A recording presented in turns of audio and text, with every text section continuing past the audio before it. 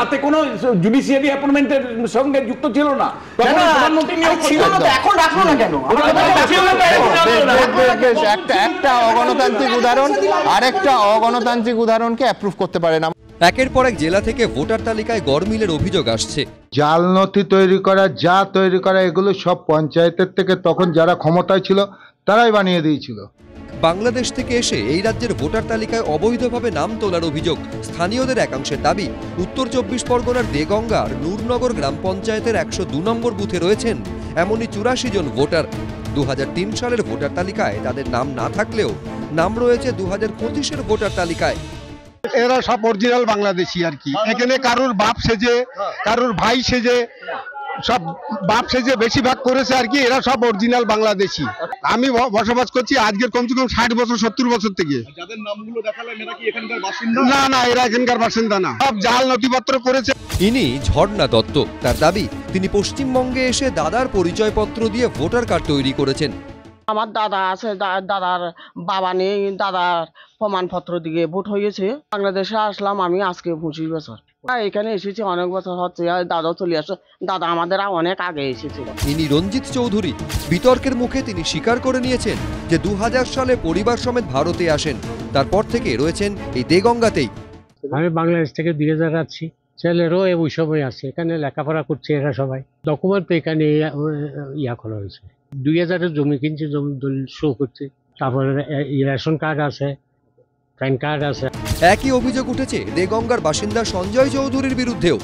আমরা তো যখন বাংলাদেশ থেকে এসেছি, আমাদের অনেক আগেই এসেছি, সেই হিসেবে আমাদের এখানে পঞ্চায়েতের সদস্য তখন যারা ছিল, যারা অভিযোগ করছে, তারাই আমাদের বলেছে এই নথিগুলো দিলে আমাদের মোটামুটি সব এই ভোটার লিস্টে নাম উঠে যাবে।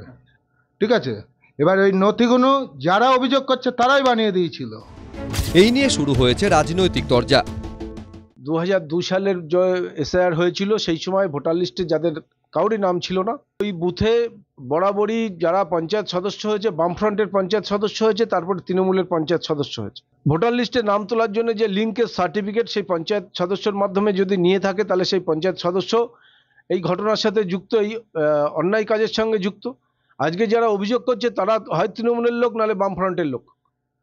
তাহলে সেই সময় তাদের কাছ থেকে কোনো সুবিধা নিয়ে তাদের সার্টিফিকেট করে দিয়ে ভোটার লিস্টের নাম তোলা হয়েছে। এবং আমাদের কাছে নির্দিষ্ট তথ্য আছে যে এক একটা ভোটার লিস্টে নাম তোলার জন্য তাদের থেকে একটা বড় কাটমানি নেওয়া হয়েছে। পাল্টা বিজেপির ঘাড়ে দোষ চাপিয়েছেন স্থানীয় পঞ্চায়েত প্রধান। এই কথাগুলো ভিত্তিই নেই। আমরা তো এসেছি 2 বছর। আমি তো আগে যারা ছিল আগের টার্মসে, আর এটা আমাদের ওখানে আমাদের মানে ভোটার আছে, কিন্তু ওই যারা ঘুষপেটিয়া, যারা বাংলাদেশ, এরা আমাদের ভোটার না, এদের বিজেপি এদের ব্যবহার করে। এখন বামপন্থীদের ঘাড়ে দোষ চাপানো হচ্ছে তৃণমূল বিজেপির পক্ষ থেকে। আমি বলতে চাই 2013 সালে এই নূরনগর গ্রাম পঞ্চায়েতের প্রধান ছিল তুষারকান্তি ঘোষ, বিজেপি, এখন তৃণমূলে। অর্থাৎ এই দুই দলের পক্ষ থেকে এরা টাকা পেলে আপনার এই ভোটার লিস্টের নাম তোলা থেকে শুরু করে জন্ম সার্টিফিকেট, ডেথ সার্টিফিকেট সবই দিতে পারে। দেগঙ্গার মতো উত্তর 24 পরগনারই বাগদাতেও সামনে এসেছে ভোটার তালিকার গড়মিল। ভোটার তালিকা অনুযায়ী দুজনের নামই প্রাণকৃষ্ণ। সংবিধান সংশোধনী বিল অনুযায়ী 30 দিনের বেশি গারদে থাকলেই চেয়ার চলে যাবে যে কোনো মন্ত্রী, মুখ্যমন্ত্রী, এমনকি প্রধানমন্ত্রী। দেশ জুড়ে মূল ঝড়টা উঠেছে এই অংশটাকে ঘিরে। এখন কথা হলো, উদ্দেশ্য কি এই বিলের? দুর্নীতিমুক্ত রাজনীতি নাকি বিরোধী মুক্ত রাজনীতি? আমার দুপক্ষের জন্যই প্রচুর প্রশ্ন আছে। প্রথমে বিজেপির মুখপাত্র কেয়া ঘোষের কাছে আসব। তৃণমূল সহ বিরোধীদের বক্তব্য, যাদের ভোটে হারানো যায় না, এই রকম বিরোধী মুখ্যমন্ত্রীদের কেন্দ্রীয় এজেন্সিকে কাজে লাগিয়ে গ্রেফতার করে পদ থেকে সরিয়ে সরকার ফেলার চক্রান্ত করতেই এই বিল আনা হয়েছে। এবং তার সঙ্গে বিরোধীদের আরও বক্তব্য, এই বিল যিনি এনেছেন সেই অমিত শাহ নিজেই 83 দিন জেলে ছিলেন।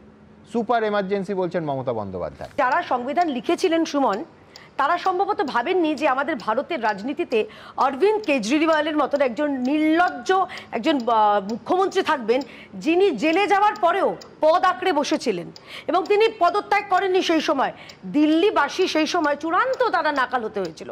তারা পরিষেবা ইন্টারেস্টিং কি, তুমি যে উদাহরণ আর যেখান থেকে শুরু করলে, আমি জানি না আইপ্যাকের সঙ্গে তোমার কি সম্পর্ক, কিন্তু আইপ্যাকের প্রাক্তন শীর্ষকর্তা প্রশান্ত কিশোর আজকে হুবহু এই কথাগুলোই বলেছেন। না, তো আমার তো যোগাযোগ মনে আছে হয় নাকি? আমার তো আইপ্যাকের প্রাক্তন শীর্ষকর্তা কি বলেছেন আমি জানি না, কিন্তু আমি বলছি যে আমার যে কথাটা গ্রেট ম্যান থিঙ্ক অ্যালাইক কি আমি জানি না অবশ্য। আর প্রাক্তনের ব্যাপারে বাবা নাইবা বললাম, কারণ এখানে আবার তৃণমূলেরও ব্যথা হবে। কিন্তু বিষয়টা হচ্ছে অন্য, যে কেজরিওয়াল তিনি যেভাবে পদ আঁকড়ে বসেছিলেন। আচ্ছা, আমরা চলে আসি পশ্চিমবঙ্গে। পশ্চিমবঙ্গে ভয় কেন তৃণমূলের?